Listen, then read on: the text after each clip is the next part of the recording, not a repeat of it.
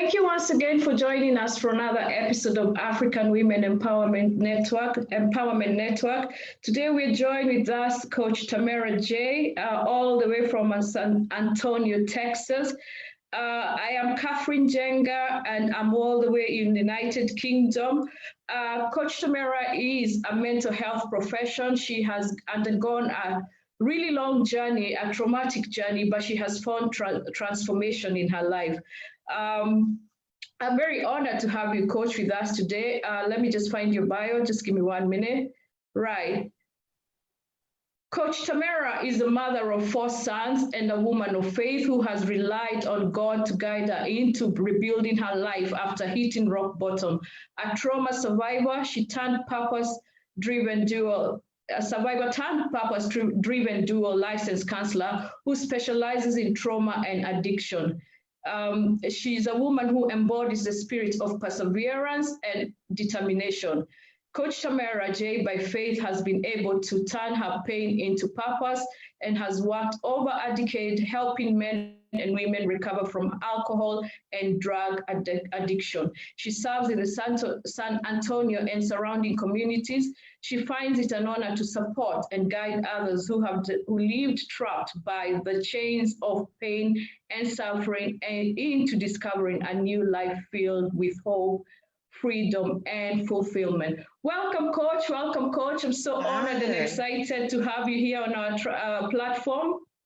Yes, thank you so much for having me. It's truly an honor to be here and to be present with you here on this amazing platform. Thank you so much for extending this powerful and phenomenal invitation to me on today. I'm so excited to be here.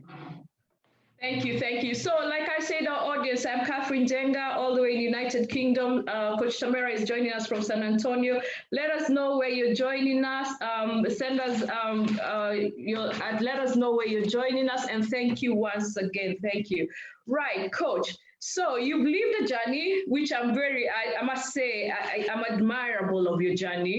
Your transformation. So can you please tell us where it all began for you, Coach Tamera? OMG, it's like what comes first, the chicken or the egg, right? You know, I really have had a lot of support, Sister Catherine, when it comes to this. And I mean, it has taken a lot of light years of getting to the place where it was comfortable being able to share and talk about where it began. And I grew up in a little small town called Lockhart, Texas.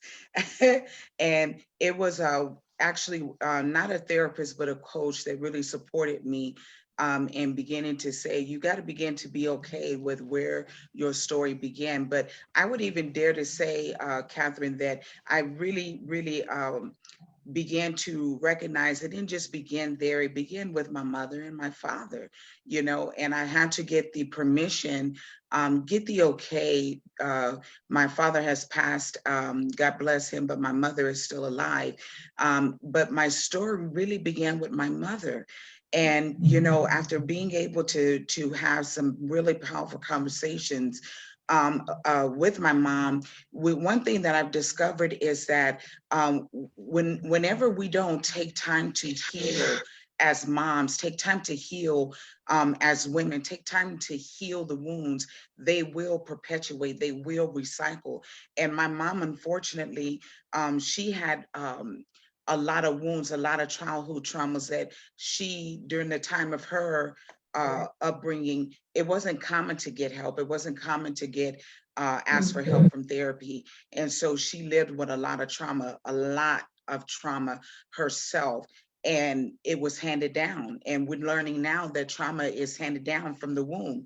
And so it started there with my mom and father, but of course, being raised up in a small town called Lockhart, Texas. And I say now, just as they said to Jesus, can anything good come out of Lockhart, Texas? Because it's such a small town, and being raised up because of course, as my mom had her own story, and my father as well. And it's one thing when you got a mom who's trying to make sense of her own trauma and was a teen parent mom.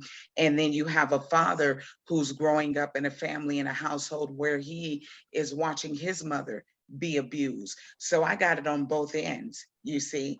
And during that time, it was not common for people in their households, especially African American households, to talk about what was going on in the house. You see, back then, it was truly what goes on in this house Yeah. stays It's in in this this house. house, you Yeah. see. And so both of my parents were silent and trained and truly uh, nourished and raised to be silent and secret keepers about their pain. See, and so being that they had a destiny collision, and by the time they met, they were both masked and buried beneath their pain so far that they really didn't know who they were marrying when they finally met. And then pop, pop, pop, here I come.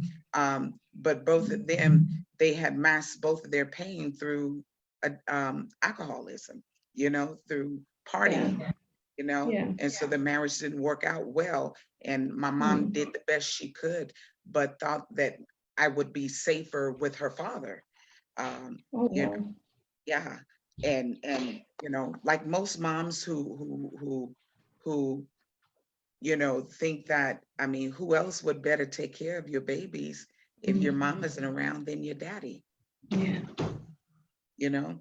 And so we look at our fathers, most of us, we think our daddies are safe people. And my mama thought her daddy was safe, you know? Right. Right. And so it all begins there. So what I hear you say, Coach, is that your mom and dad themselves, they were they had lived through traumatic experiences themselves, Yeah. and I hear what you say, that was handed from you from the womb. They were Yeah. not people who they hadn't worked with what their experiences, their troubling experiences, and here comes two people who've seen abuse, or neglect, and then they meet up and decide to start a family, Yeah. and your mom couldn't take care of you and then hands you to your grandfather. I sense some abandonment there. Would I be correct? Would that be Oh, correct? absolutely. And the powerful thing is that a lot of the times, it's funny because I've been, serving as a counselor. And this is really amazing, because I've been serving as a counselor going on almost 11 years, Sister Right. Catherine. And I had no idea that I was numb and carrying wounds of abandonment. It didn't Yeah. wake up for me until I was sitting in a meeting for sex trafficking, and I was crying, I mean, unconsolably, because I started recognizing what was going on with these girls. And some of them were being abandoned by their own parents. And it was triggering the abandonment for me that I had no idea I was carrying. And so absolutely. And not realizing um, that, my mom and my father both made a decision that I now know, because for many years I did not understand, and I carried so much hurt and buried anger towards my mother, um, Yeah.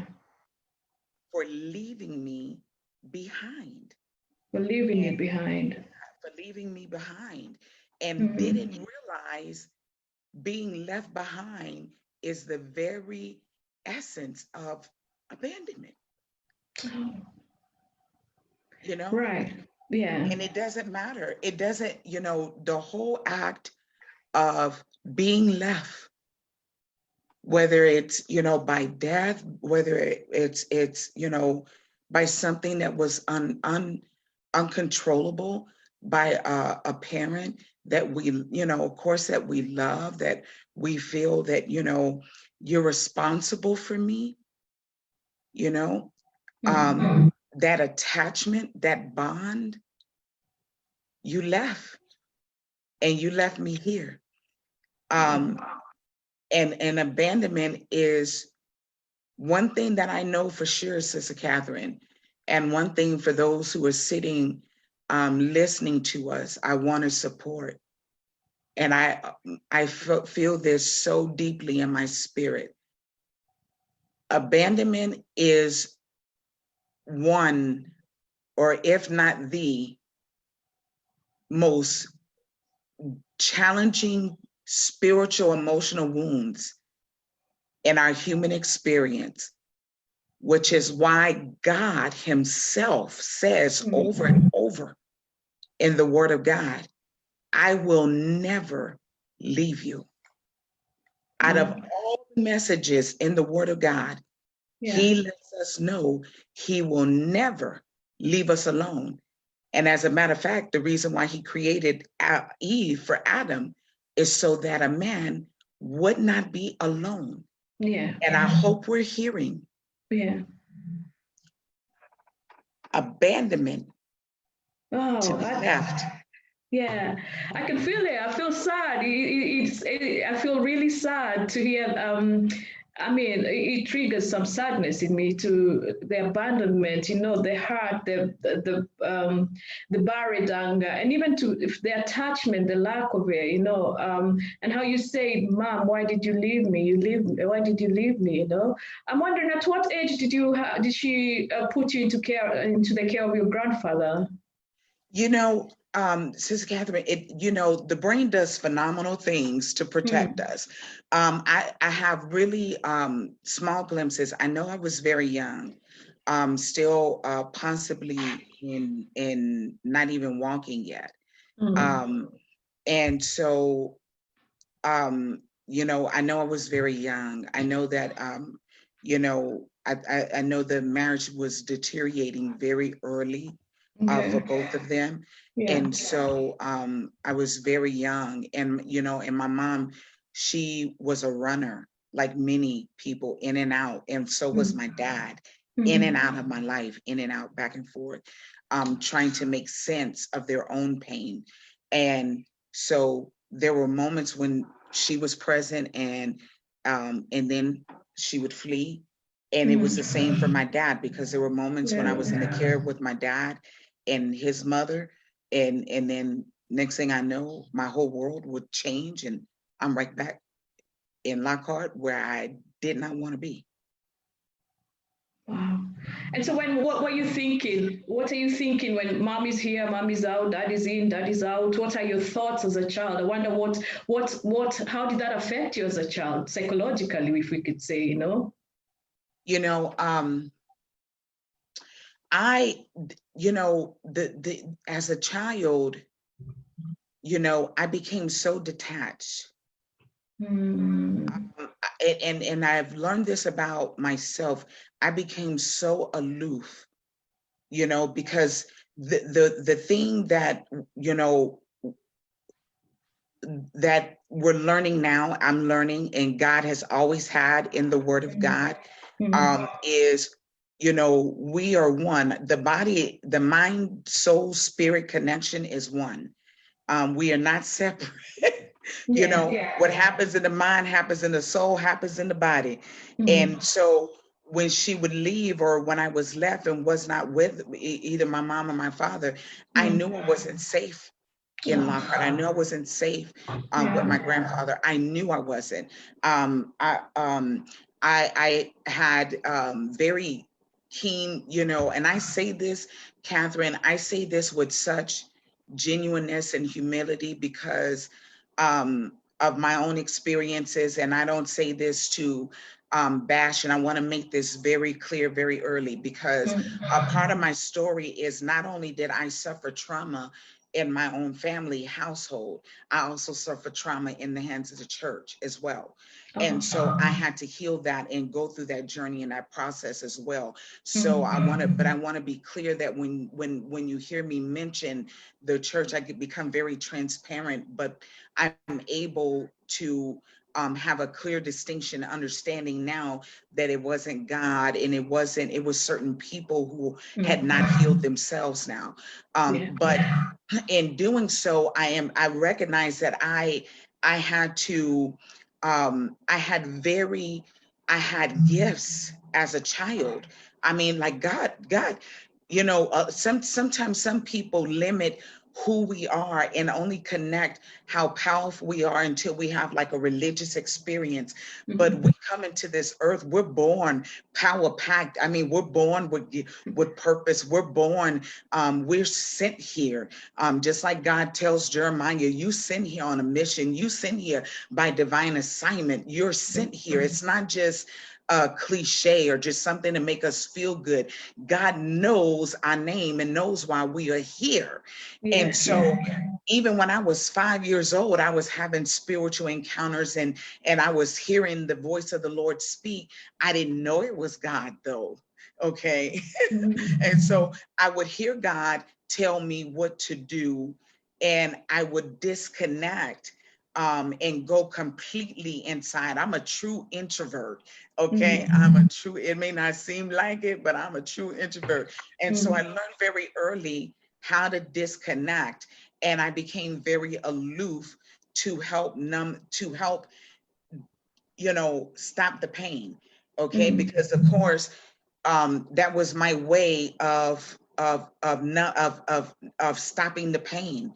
I had a very wild imagination, and so I became very creative, and I would Mhm. spend a lot of time dreaming. To be honest, I could just zone out and go to a future place, imagine a better life. I would do Oh. in a matter of seconds. I could check out. Oh, wow. So people would say, "Oh, you were disassociating." I Yeah. absolutely was, um, Yeah. as a coping Yeah, mechanism. mechanism. Yeah, yeah, Hmm. yeah. So to cope with this situation, you dissociated, I can't say that word. You detached and disconnected, and you'd go into these places, like you said, you'd be creative and also withdraw. So, Coach, I've heard you talk about your mom left you with in the care of your grandfather. But what she didn't realize is that he was on the run for murder. Is that correct? And Yeah, he was abusive as well. you know, and here's a beautiful thing that I now know, even with my grandfather, and I have been able to understand. And I Mm, mean, I'm here to tell you, it takes God, because, and I say this loosely, which comes first, the chicken or the egg?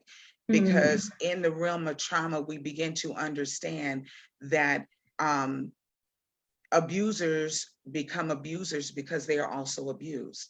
And my grandfather, he himself, we come from a line of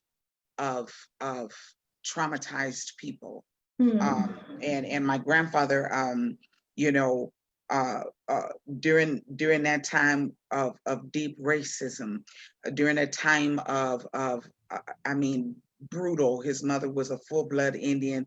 I don't remember the name of the Indian folk, and his father, was Afro Cuban, and okay. so they had a whole, I mean, a host of brutal brutal. I remember my grandfather having fingers missing, because of some of the torture he went through. And so I began to understand that, we were living in a house, and Sister Catherine, with the house had a gate. It reminded me of a prison, and it was always dark and creepy. And I was like, I couldn't understand. It was so embarrassing to live there, and I didn't understand.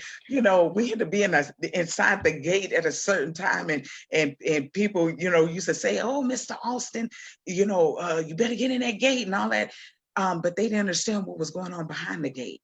They had a lot Mm, of respect for my grandfather because he always had a shotgun behind the front door. But little did they know that he was like that because he was on the run for murder, and wow. but murdered someone, from my understanding, because the person, harmed his sister. You- Oh, and in his rage, he acted. yeah. And so, and a lot of times when people are not mentally well, running from the demons of their own past, of their own hurts, people act out their pain and their trauma. And Mm-hmm. unfortunately, children get the brunt of other people's pain. And you know, and this is, I mean, we have got to begin, you know, in the mental health realm. I sometimes have now begun to see how even now, even though we're dealing with Corona, Mm-hmm. I really am beginning to say we need to do more care for the children, Okay. Yeah. you know, Mm. because sometimes they're overlooked more, Yeah. and we don't see the signs, we don't see the symptoms, and we Mm. pay more attention to the big people than we do the little people. Yeah. And all the signs were there. I was acting Yeah. out at school. I was fighting the teachers. I was doing all sorts of stuff. I got Wow. kicked out of Head Start. I was I was the enraged little Black girl, Mm. but nobody was listening to the cries of my pain. Nobody said, "Hey, this is not normal. What's going on here?" Yeah. Yeah. Yeah. Yeah. And they probably, I know what you're saying. We need to look out for the children. The signs were there, and you were saying nobody looked out for you, and they probably labeled you as you were acting out and being out the way you are. I mean, living the trauma. You know, maybe they labeled you. You know. Mm-hmm. They didn't take time to find out what is going on, like you're saying. They probably labeled you. And so I Coach, we move on at 14 years. Oh, I tell you, you've lived a life, and a life that has become can be said to be inspirational, you know, and transformed, you know. So at 14 years, you had a baby, Yeah. and you didn't tell anyone about the pregnancy. I'm Mm-mm. wondering, did you get any prenatal care? How did you manage to keep this to be a secret? And even how did you deal with it emotionally, psychologically? 9 months. It's hard enough to be pregnant at 14 and to keep it a secret as well. Mm-hmm. And you know, that master skill. See, I had managed to master hiding. Ah, okay, yeah. You know, and at this time, we had moved. I was living with my mom at 14, and Mm, um and and and it was the first time I had lived with my mom for the longest period of time, and we were living here in San Antonio. And I mean to tell you that I was in just entered ninth grade high school, you know, and didn't know the young men. I mean, didn't know these two boys at all. And um, I was sitting on the phone with my friend, and you know how like teenage girls are. Hey, I know this boy. He wants to meet you, and I'm like, okay, just okay. And the two boys come walking up down the street from my house, and mm, it was a moment I now know of coercion. I was alone by myself, and they started saying, "We're going to tell your mom, that you did this, and we're going to tell your mom that you performed these acts, even though I mm. didn't." And I got scared, Sure. and already being with a history of abuse already, Yeah. I thought they were going to reveal a secret. So it was a trigger, that they were going to let her know some things about me. Um, and I was masterful at hiding. So I acted to save what I was already hiding. Even though this was the first time I met these guys, I had never done anything with them, but I thought they were going to tell on me. Okay. And so what I had been conditioned to do is you don't tell secrets. Okay. You don't reveal secrets. And so that protective self that had buried all of them secrets went to go act and do the masterful cover up. And so I went to the backyard with one of them and had sex. And so I remember I remember laying on the ground, Catherine, and I remember just numbing. I was completely numb, like I wasn't there. Yeah. And got up, and the crazy thing is that they were taunting me, said, "We're gonna tell your mom, we're gonna tell your mom." And I was like, "Oh my God, please, don't, just leave, just leave." And I remember going inside and peeping out the blind to see if they had left, because they were standing in front of the yard by the mailbox, and they finally walked away. And my mom pulled up from the grocery store with one of her girlfriends. And I was like, "Oh God, thank you, please, for letting them leave." And this was like in early September, and by October, I was throwing up. And my mom took me to the doctor, and they said I had a stomach virus, right? So I'll never forget, I'm going to the doctor's office with my mom, and they said, "We've got a stomach virus." So I was at home, and of course, they ain't got no remedy for no stomach virus. But then, I went back for a checkup because I was still throwing up. But this time, and look at this, and some people will say that wasn't God, that was irresponsible. For me and my journey, it was totally God. My mom sent me to the doctor by myself.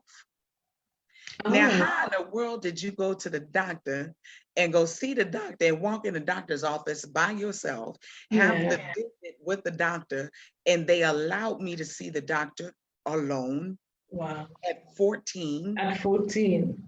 And I'm sitting in the doctor's office like, "No, doctor, I'll never forget this. I'm still throwing up like a grown up." Yeah. And the doctor and the nurse walked me to the back, and I'm like, "Where they taking me?" And I go and I have an examination, and they say, "You're about 3 months pregnant." I mean, like, no, about a month and a half pregnant. Yeah. What? And I cried and begged that doctor not to tell my mother, and he didn't. I begged him not to call my mother and not to tell her. I cried. And how about he didn't? How unethical, but how masterful was that he didn't call her and tell her. The master cover up. Masterful. And I went the whole 9 months, are you hearing me? Covering my tracks.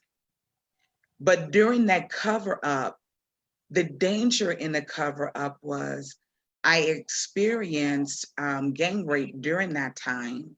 And I forgot all about it until I was in therapy about 2 years ago, and forgot I experienced rape, because again, the brain does wonderful things to protect us. And it wasn't until I had enough self-love, enough self-support to be able to recall that memory. But because I was not supported, not helped during that time, I endangered myself, endangered the baby.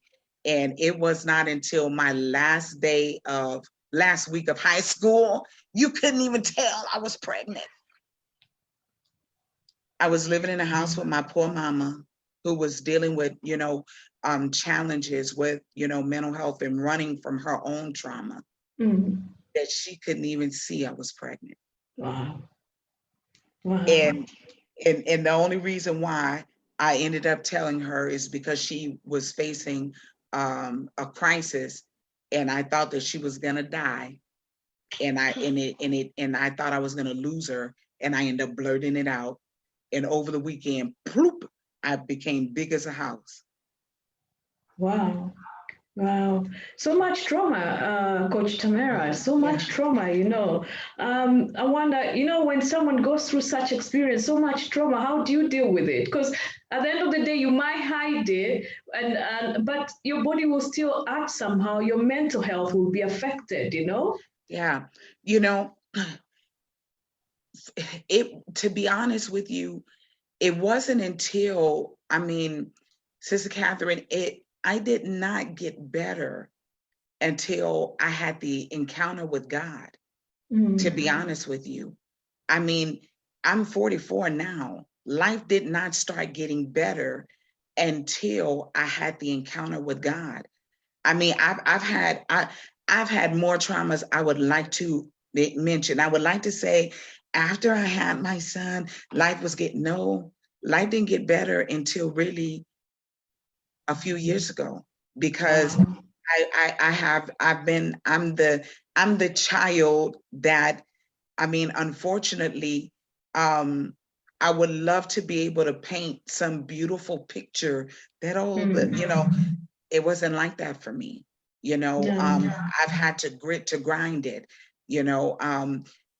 And this is part of the reason why when people, you know, I still have to work very, very hard. Um, I'm not a slow learner, I'm a thorough learner.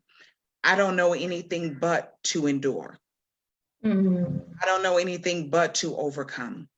Wow. I don't know how to do anything but to face pain. It takes me a minute. I have to look, you know, like kind of like how David enters the field. And I mean this literally. I don't mean this like trying to be all spiritually hyped up. You know how some people will say you got to look the devil in it. No, I don't do all that. But I don't, you know, but I am really the sister who rock bottom has become the foundation of which I've built my life. And I take that from J.K. Rowling. And I also take that from Jesus when he said, you know, you got to build your house upon a rock. And because when the storms come, that is the thing you have left standing. I don't know anything else but to look at and accept the fact that, you know, though we want to run from pain and run towards pleasure, I'm the one that has embraced the fact that pain and suffering is a big part of life. And we have got to learn to bring it into balance because I know that pain is a precursor to life and it leads us right into the arms of God.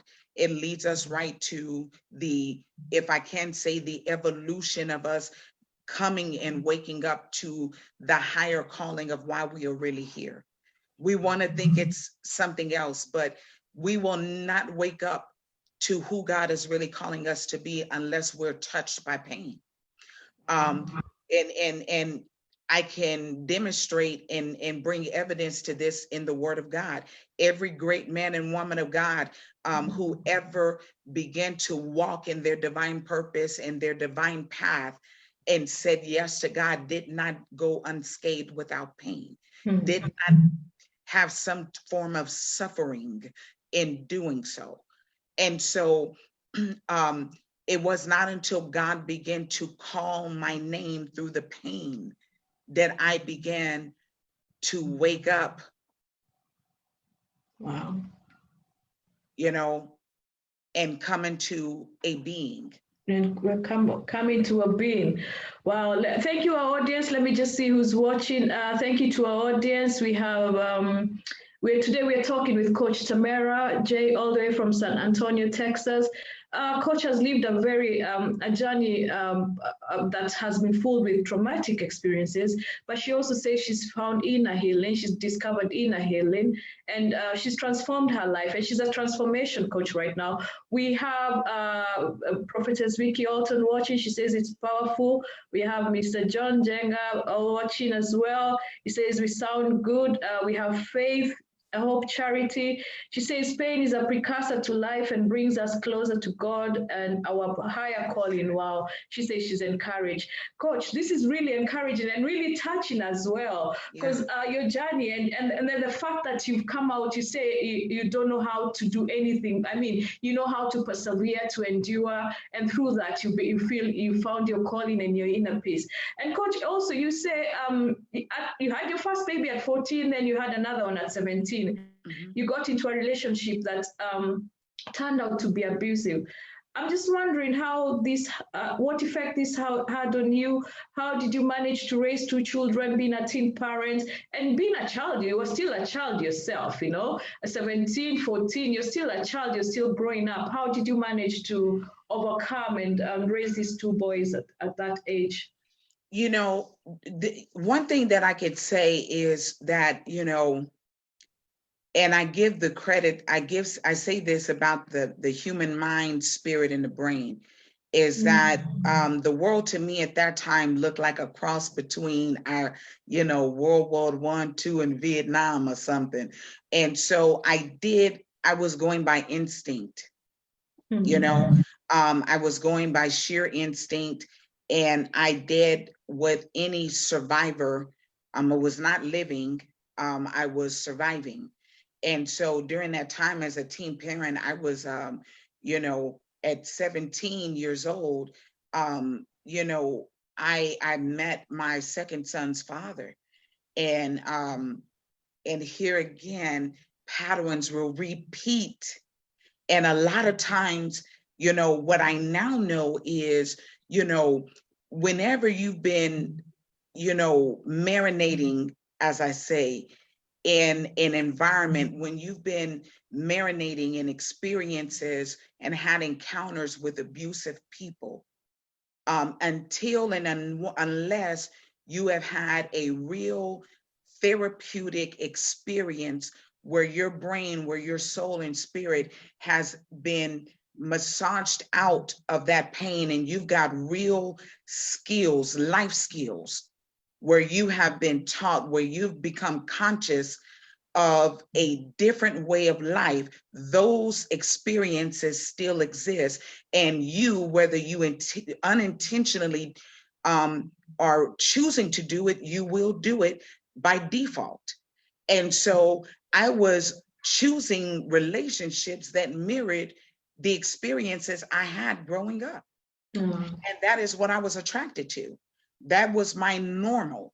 Okay. It was normal to be in relationships with a man who did not respect me and who was hiding me and who was abusive.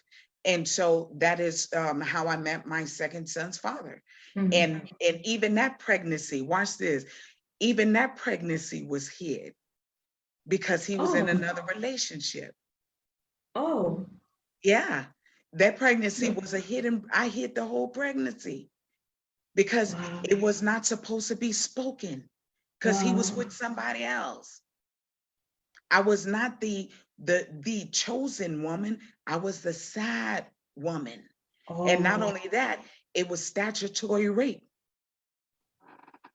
You see, patterns will repeat. Patterns will And repeat. yeah, and so here is my second child out of hiding. You see? And so and so here I am in a relationship where I cannot be honored, I cannot speak, and the child cannot be validated, and neither can I. And then I'm living, and then you know, my mom, she had to leave. She on the run again. Oh my My God. father is you know, he doing his thing. He's a drug dealer, so he has no clue about what's going on whatsoever, right? And live in the same city. He live in the same city. And and I'm left, and I'm 17 years old. I don't know how to pay bills. I don't know how to do anything. And then next thing you know, the lights in the house are getting cut off. I don't know how to solve no problems. All I know how to do, I couldn't even open up a can of corn. Isn't there something? I did not, so I used to take a knife and open up the corn and feed it to the little baby. And because I didn't know what to do. So I was in complete survival mode, but they were eating. Wow. You see, they were eating. And so I learned, and I tell people this, and I'm not ashamed of the story, because I'm gonna tell you something. Yeah.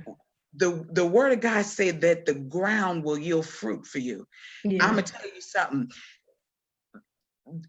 Look, the environment became a fruitful place, even though it was not the greatest environment, but it treated me better than people did.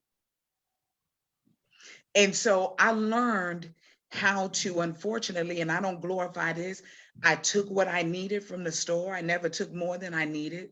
Mm-hmm. I made sure that the kids had shoes. I would often be barefooted. I was mocked at. Here's the thing, and that Mm-hmm. people often, talked about me because they did not understand, Catherine, Yeah. my Yeah. story. Yeah. Yeah. Yeah. Okay. And I would be barefooted. I would be barefooted, but the kids were not. You Mm-hmm. and so so I learned though that the environment, how to scout, how to look. I was very street smart, and then I was hooking up with people who could give me the hookup, and that's how I was providing. um Wow. and I would pray, but then I was also using. I learned how to, of course, what you're looking for is looking for you, and I was looking for a way to stop hurting. I was looking how Mm-hmm. to stop the psychological pain. I didn't know it was Yeah. that, but I was going crazy, and not knowing how to turn off the rage and the pain. And Mm-hmm. unfortunately, my kids were being abused, because now they are now becoming the targets of that abuse. And I did not know how to mother, how to nurture. And I was giving to them, handing to them what was handed to me. And Mm-hmm. drugs and alcohol became the way of me dealing with that pain. Wow. So Wow.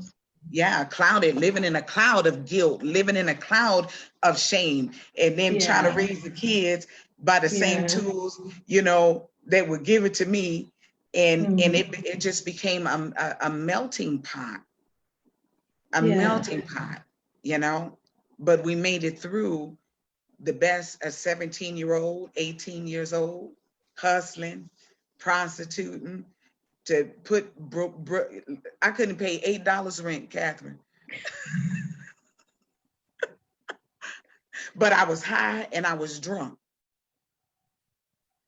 Wow. but Wow. couldn't afford $8 for rent. But you were high and drunk. High and drunk, but couldn't afford $8 rent. But Wow. God, during that time, when I would pray and ask God help, He would always send help, you know. And there was plenty of nights I would spend weeping over my kids and say, God, I don't know what to do. And will you help Mm-hmm. me? Mm-hmm. And there came a time when He answered the call. And the funny thing is, I was high and drunk, going to a GED community center, getting a GED because the voice said, go get your GED. And I was high and drunk going to go get a GED. I mean, drunk, Catherine.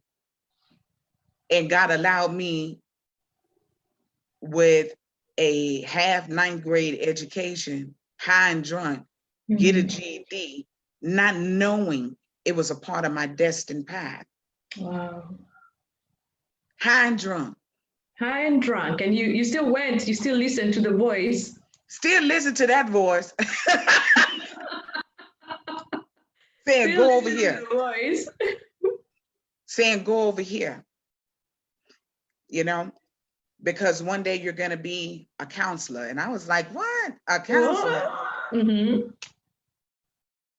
And throughout that time, I'm here to tell you, sitting on front porches, Catherine, and being shot at, like, and bullets taken out the back of my hair, and the voice saying, turn right. And had I not turned right, I would have been shot in the face. But the voice. The voice came again.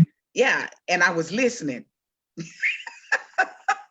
You see, God speaks even. And I think that even for us as believers, we have got to begin to realize God is bigger than any religion we can try to Yeah. any Yeah. kind of box or any kind of system or denomination we can put him through. Because I often tell people, almost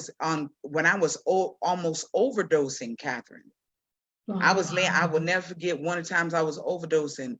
on cocaine, and I'm telling you, I knew my heart was about to stop. I could feel it, poop, poop. And I did not know God. I didn't know him like I know him now. Wow. And I said, God, if you please. And I was in a room, nobody was in there, and I could have died right there with nobody knowing. And I said, Lord, if you please don't allow me to die like this. Mm. And don't let me die like this. And I can remember taking a breath and coming back. Oh my God. Oh, wow.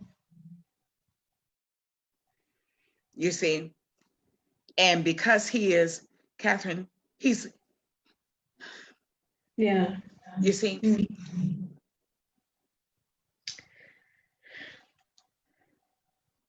Very deep stuff going on here. Right. Let me just read the comments, Coach, as you. I can see Grace says, let me read Grace Dyer's comment. She says, truly inspirational story. All things work for the good of those who love God and are Yes. called according to his purpose. And I have Shiro also has said, very encouraging. Oh, Coach, your story is very inspirational, very, very Yeah. inspirational. Right. Okay. Are we able to continue? Are we able to go on? Yeah, whenever you ready and call it done, we ready. Right. So, Coach, wow, God protects you from all these overdose, almost ordained, and He also tells you to go get your GED, and you're going. I want you to be a counselor. And as high and drunk as you were, you still did as He asked you, and even dodging those bullets. Oh, that's really touching, And I'm aware that you speak of not feeling worthy of love. You didn't know how to receive love. Oh, Lord, I tell you, and to be honest with you, it was my journey this year. I mean, because I've had over 30 traumas, okay? Wow. That I have over 30. I stopped numbering them.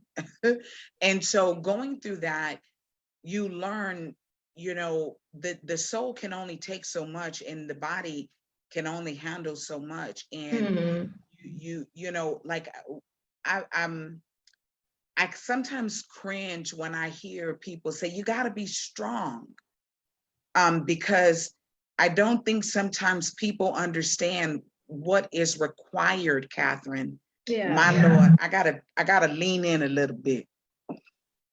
I don't think sometimes people understand what is required of us and of the body and of the soul when we tell people you got to be strong.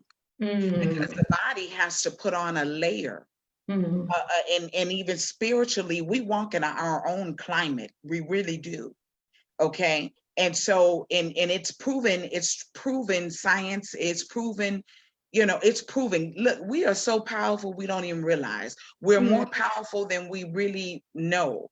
And so, because God is powerful, we're made in his image and in his likeness. There's a glory atmosphere that really sends, we have our own climate, your own universe. And so when we're always encouraging people to be strong, which the word of God tells us to be strong and courageous, but we have to do it intentionally and consciously. The issue is when we go through so many traumas like myself, we end up kind of like an armadillo spiritually. We end up kind of like a turtle. We end up kind of like hard-shelled, imagine hard-shelled with a lot of armor. I mean, just layers of armor.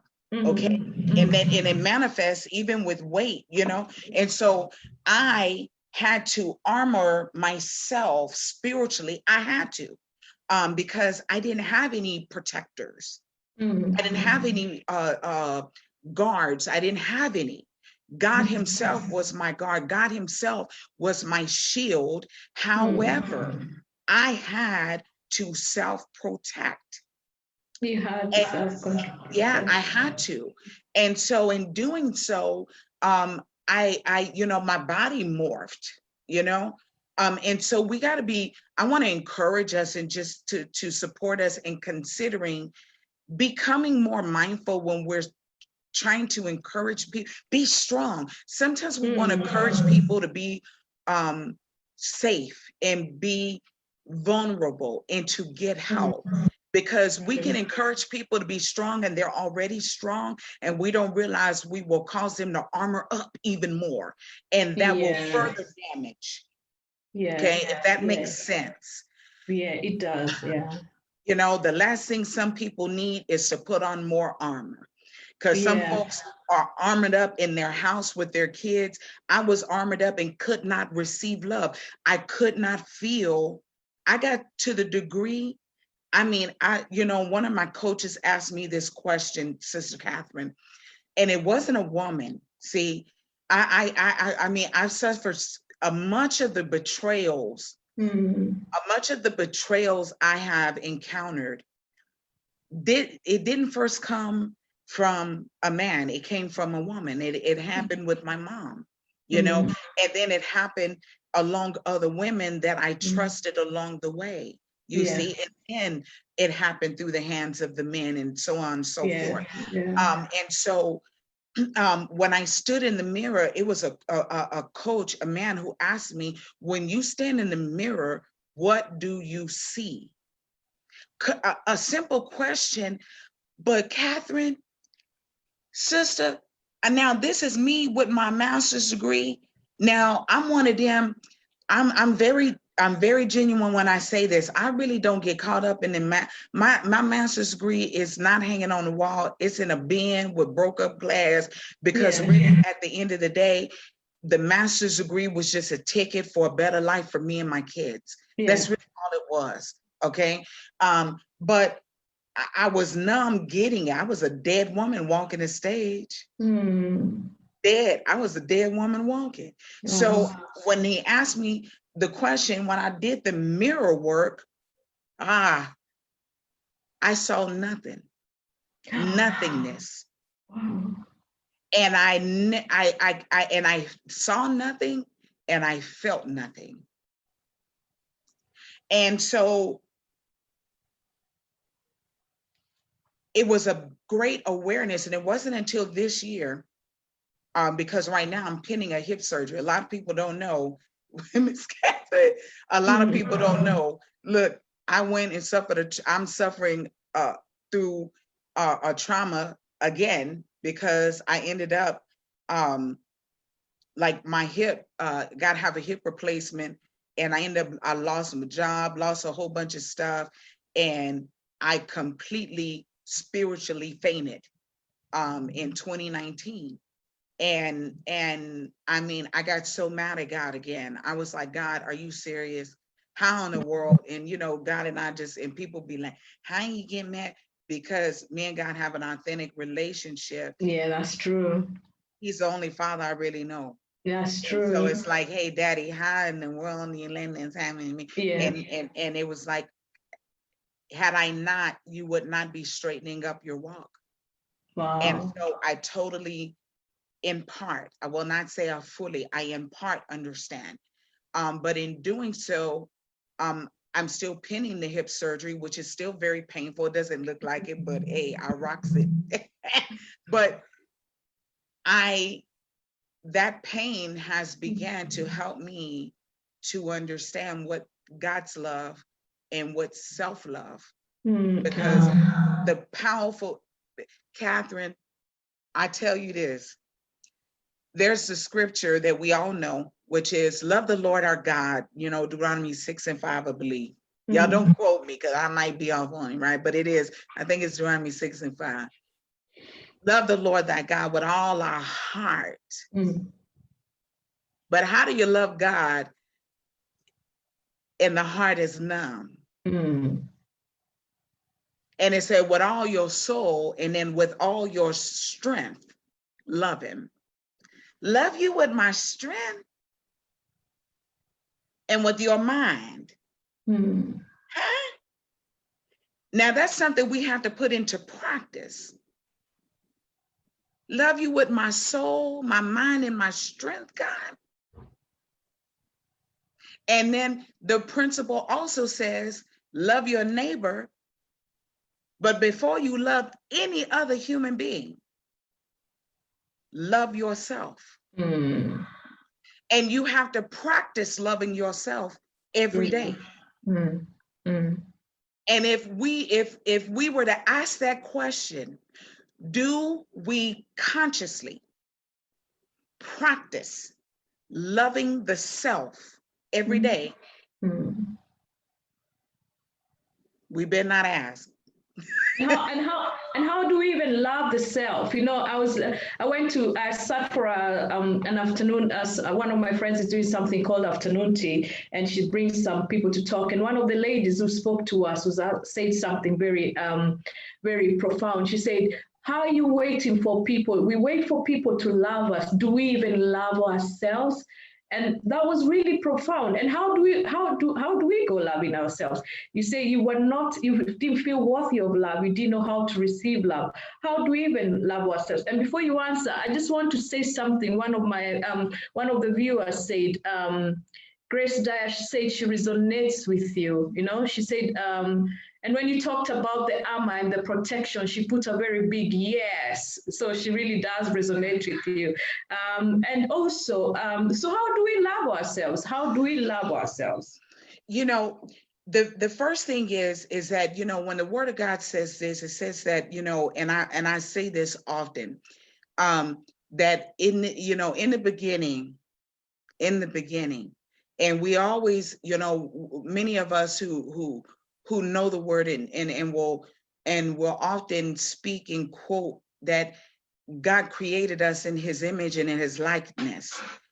Genesis 1:26 through 27. And that we're made in the image and in the likeness of God. Yeah. And then in Psalms 8:4, it says, what is a man, or what is mankind? Who are we, Catherine? Whew, that God is mindful of us. Mm. So one thing, and then it says that be still and know that he is God. So to know God is to know myself. Mm. I'm made as a reflection of who he is. To love him is to love myself. That's true. But if I don't spend time with him, I'm not spending time with me. Mm. And if I cannot see God within, I will not see myself either. Yeah. See, greater is he that is within me than he that is out here. And the thing is how much time do you spend, and how much time do we spend with the self? How much time do we spend? Because this is what the world does. This is what I noticed. Mm. The world will tell you, don't think of yourself more highly than you ought to. Mm. But you need yourself to think of yourself in a certain way in order for you to do what God is calling you to do. The world will tell you, you better remember where you come from. But Jesus told you, greater work shall you do. Yeah. See? The world will tell you, well, you ain't nothing, and you better remember, you come from vomit. But the word of God said, you know what? Put all of that stuff behind you and don't remember the former things. For I've got purpose and plan for you. Mm. And then I wanna read something, because I'm gonna read something that is really it blew my mind, and I'm hoping it's gonna bless somebody. Yeah. Yeah. Because this really, I said, Lord, I shared this with somebody, and they said, oh my God, and right, because as many times as we probably read this, Sister Catherine, Mm-hmm. I said, now you know what, Lord, and I have to share this with us, because it's really phenomenal, right? Yeah. I said, I don't know how we managed to not get this part. Okay. And this is Psalm 139, right? Yeah. Okay. I mean, this is really deep. Okay. Let me get it for you. This is Psalm 139, and this is starting at the 13th verse. Okay. And it says, for you formed my inward parts, you covered me in my mother's womb. Mm. I will praise you, for I am fearfully and wonderfully made. Right? We know that part, right? Mm. Marvelous are your works. That's what it says. Mm. Mm. Now, this is the part that blew my mind. You ready, Catherine? I am ready. Yeah. It say, and my soul knows this very well. Oh, wow. You see my hand on my hip? I see your hand on your hip. Yeah. It said, marvelous are your works. Mm-hmm. I'm fearfully made, wonderfully made, and my Yeah. soul Yeah. knows this. So where did we miss it? Because we will often say this about ourselves. I don't know. Mm-hmm. I don't know. I don't know. But the word of God says your soul knows how powerful, how wonderful, how it's knit together spiritually, and how great it really is. Your soul knows that. My soul knows. Is it because maybe of what you say, what we've been conditioned to believe? You're not all that. Calm yourself Absolutely. down, you know? Absolutely. And when we are able to remove, and this is the thing that I support folk on, it's not until, and I know this, and I can really say this, I can say this because I tell folk, I can say this now. I have done the work, I've done the investment, and I've done it on a limited income. Mm-hmm. I've lost my job. I lost the job. I was placed on disability. And so people who say, well, I don't have money to invest in myself because I got a limited income. I tell people this, that's all in your mind, because I know if I can be on a limited income and take thousands of dollars and save and stop eating at McDonald's and invest in my business and invest in coaching, invest in therapy. It's all about whether or not if you want the healing or not. Okay. You got to become an investor in your healing. You cannot remove those narratives without the healer. And I'm not just talking about sitting in prayer. It doesn't work that way. And I challenge people, and I got to take my glasses off. I challenge the belief system. Belief system, yeah. Yeah, because if we, and this is how I challenge it with love and respect. And I tell people this, because believe me, I done preached, I done it all in that realm. If we could really just worship our way through and transform our belief system and pray our way through and not do that next level work to chip away at the deeper core of the belief system, then why aren't we by the masses delivered and freed? Wow. Because it takes more. We cannot just, it doesn't work like that. We have to begin to accept.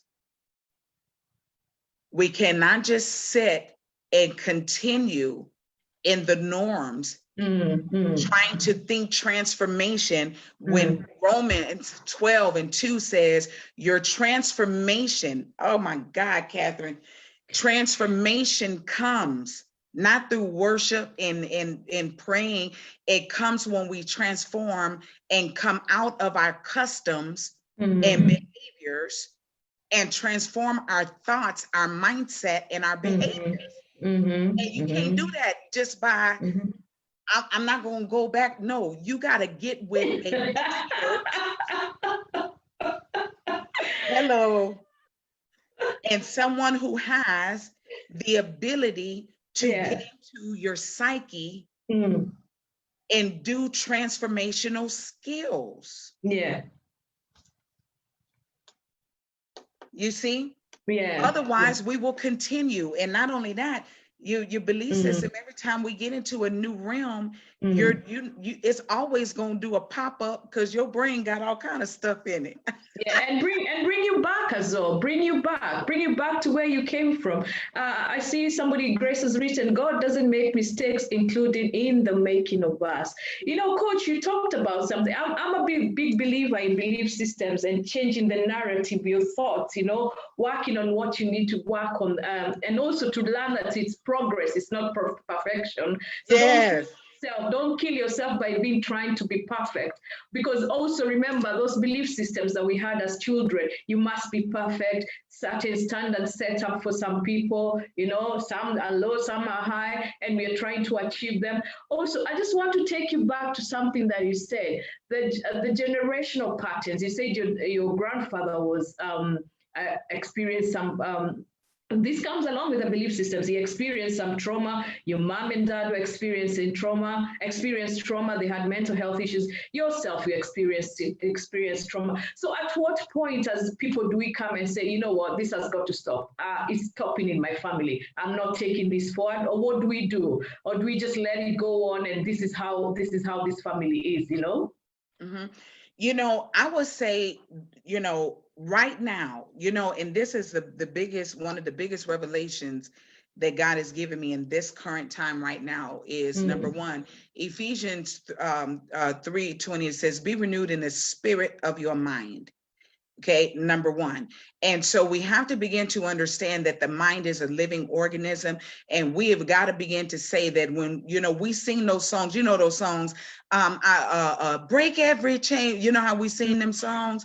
When we start seeing that we're going through a same habit or cycle more than one time and it keeps resurfacing, I need us to understand that right then and there, we are seeing a pattern of dysfunction, and mm, that is a sign of mental and emotional health. Okay, that there is an issue going on in the mind and emotional realm, and we got to stop normalizing it, because that's what we have a tendency of doing. And that's because we are on autopilot. Okay, and that's because a lot of times too, we are not necessarily, I got to share this, I got to say this, and okay. one thing that we have got to begin to do is we got to get our heads out of the sand. If we are not investing in new information and knowledge, and staying abreast with current times and trends. See, a lot of times we as people, we don't really search for new knowledge and stuff. We like to stay in our own little pocket and bucket and stuff like that. Mm, But mm, we have got to begin to place value on the mind and emotion in the body, and begin to learn and feed ourselves new information. Because mm. after all, you're using your mind and your brain and your emotions to create the life you live in. And if you don't start recognizing and start seeing things, we will normalize it. Okay, not Ah, realizing these are the same issues that are creating the circumstances in your life. And then, mm, because just like in the beginning with old mama Eve and daddy Adam, what they did was blame and projection are the master skills of defense mechanisms of humanity. What mm. do? We put it off on the devil. This devil is doing it. No, brothers and sisters, we are doing it. And we are Yeah. perpetuating the cycle, and the enemy becomes the scapegoat. And let me support us in getting a powerful revelation. The enemy begins to win the game because we begin to make him, we ascribe to him power that does not really belong to him. It only belongs to him because we ascribe it to him. We make him the author of it. And as long as he's the author, he holds the ball. As long as the Uh, ball is in the court, he holds it, because we mm, don't want to take responsibility, because yeah. it looks shameful. But when we take full responsibility to say, ooh, this is the virus, this is the program that's been running, Mm, give me that back. Let's yeah. take ownership of it, and let's say, hey, where are the mental, spiritual, faith-based experts? Bring them into the family. Help us win the game. How do we begin to press reset, support us, and help us to begin to live a better, well-suited life and start a new cycle? Mm, okay, to get us out of these dysfunctions, and one step at a time. Otherwise, we are going to continue burying, blaming, projecting, acting, and running around, and ain't going nowhere no further down the street, and slapping oil and whatever we do, but not being able to manifest the light and true glory of God that we are capable, fully capable of manifesting. Yeah. So we do need to take responsibility. I hear you say we do need to take the responsibility. Notice, like you said, these patterns have happened in my family. I'm stopping it. You know, from this generation forward, we are going forward without them. We take responsibility and stop blaming others. Like you said, stop giving the enemy the making him the author. I also like how you said, you know, to invest in ourselves and to take one step at a time to invest in ourselves, because you find sometimes people, just the way you found them 10 years ago is how they still are operating. We need to change and we invest in ourselves. And I also want to take you back to something as we wrap up, Coach. Just one or two more questions. But back to something you said, that in your dad's family, the abuse that he experienced or observed, your mom as well, people didn't talk about it, and also the abuse you went through, nobody knew it was going on. And this you find happens a lot in the, if I can say, in the African and the Black community. You know, we, like you said, what happens in the house happens in the house. And I remember also a few months ago, I had one of my friends come over, Grace, and we talked about counseling in the Black community, how we don't appreciate it, and how we have learned that what happens in the house stays in the house. But as we can see, for example, you went through abuse and nobody knew you were going through abuse. You were acting out. What would you say to our sisters and brothers about counseling, about what stays in the house? And this, some of these are toxic things, and people are dying from them, you know, dying inside from this, you know?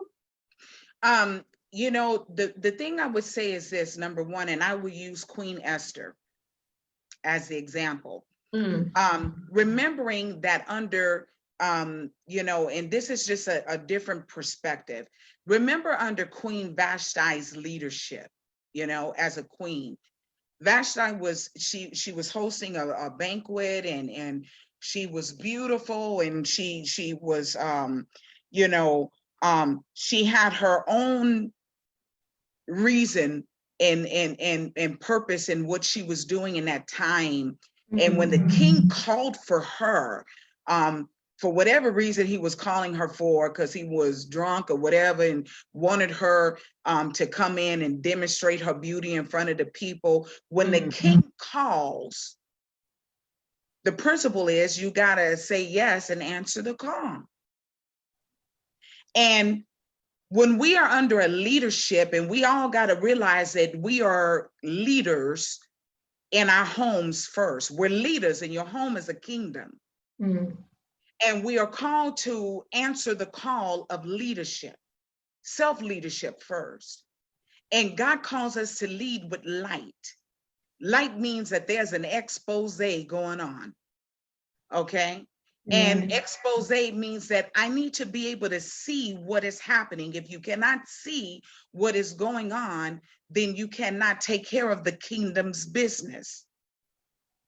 And we are social modelers. We're watching what's happening. And when she could not answer the call, then they understood that there would be other people coming behind her who would model the same attitude and behavior in the kingdom. So please know and understand that when you are silent, when you continue protecting the toxicity, it's going to spread like a wildfire. We see it now. We're living in a time of coronavirus. This coronavirus, it's a devil, it's a demon. It is a manifestation of humanity's mentality and behavior. It is showing us, it's a reflection. And it really is doing us, it's ushering us out of a mindset, out of a behavior, out of a pattern, out of a norm that we would not have come out of had it not manifested. God has a way of helping us do what we will not do unless a move comes. And so Queen Esther came on the scene, and her cousin Mordecai said, listen, when that doggone Haman sent out that petition, said, I'm going to kill a mass people, I'm going to destroy them. And he was parading around, and she got under that crown, and you know, and her cousin told her straight up, you can hide with your beautiful self, be anointed, have power and authority, pray and do all of that. But please know, while you hide and protect and keep silence, you will perish along with the rest of the people who are perishing. And that is what we got to remember. And that we are not called, you know, there's a way to do it, of course, but we are not called, we are not here.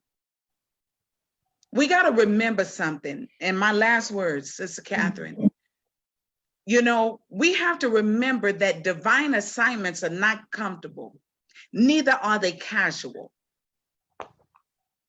They are purposeful, they are intentional, with the intention of moving humanity forward. Wow. They're not divisive in the way we think that they are, like, God, you know, the devil over here. And no, they are with the intention to increase the consciousness of humanity about the presence of God and about love and compassion for the purpose of healing, not to, you know, so not to sit and incubate and sit in silence with all of the power, purpose, attention, and authority that we possess. And if we remain silent, we will perish along with those who are also perishing. Wow. Wow, Coach Tamera, it's been a pleasure. It's been a pleasure. It's been a journey, this session with you, a journey of walking through what you went through, sad moments. Personally, I do know at some point I felt angry for you, but also very inspirational to know that you've gone all through those traumas. But at some point, but God, you know, like we say, but God, He came for you, was still coming for you at a tender age, and He transformed your life, and you've invested in yourself. You found inner peace, you found healing, and here you are, a woman who's talking to other women, telling them that they can't remain silent. There's hope. There's hope for them. They need to live to their full potential. It's been really such a good session. I really appreciate from the bottom of my heart. The stone, I see my friend Faith writes, the stone that, she says, the stone that was rejected became the cornerstone. And I see Grace says, let me read the comments. Very inspirational, very inspirational. She says she loves this. Nuru says we need to break those childhood patterns that have been embedded in us. We have to take action. Our minds will be renewed. And also, guys, as I keep saying, remember, it's a journey. I mean, it's a process. It's progress. It's not perfection. But where we need to work, let's work. Let's transform. Let's find those changes. And also, like you said, our divine assignments they're not for us. They're for us to help other people to find healing, to find peace. You know. I really appreciate your time, Coach Tamera. Thank you to our audience. Thank you. Join us another time for another episode of African Women Empowerment Network, where we believe that if we empower one woman, we empower a generation, we empower another woman, we empower a nation. It's been a blessing, and God bless you all. Thank you very much. Thank you so much. Let me just sign off, and yes, thank you so much.